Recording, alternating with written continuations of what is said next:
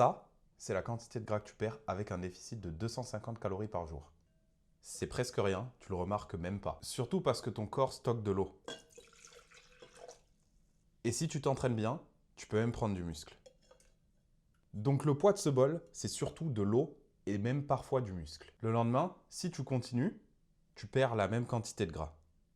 Mais encore une fois, la balance va bouger à cause de l'eau. Et bien sûr, du muscle.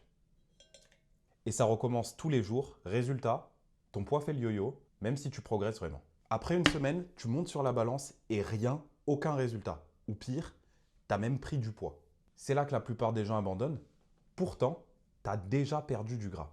Et faut comprendre un truc important. Perdre du gras et perdre du poids, c'est pas la même chose. Si tu es en déficit calorique, tu perds du gras, c'est obligé. Mais il y a un élément qui va déterminer ce que ton corps fait de ce gras, c'est la testostérone. Tout le monde pense que c'est juste une question de calories, d'entraînement. Mais la vérité, c'est que ta testostérone joue aussi un rôle dans ta composition corporelle.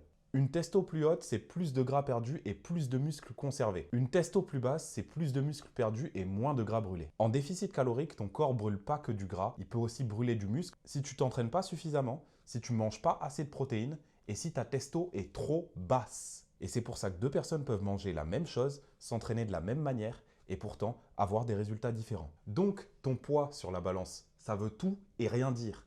Parce que la balance ne te donne aucune indication sur ta composition corporelle. Et pourtant, c'est la clé si tu veux avoir un beau reflet dans le miroir. Alors, au lieu de checker ton poids toutes les 5 minutes, regarde plutôt des photos de ta progression, tes mensurations, comment tu te sens dans tes vêtements, l'évolution de ta force à la salle et ton niveau d'énergie. Parce que ça montre si tu progresses vraiment. Et si tu veux un guide qui t'explique exactement comment optimiser ta testostérone, commente guide en dessous de ce post et je te l'envoie directement.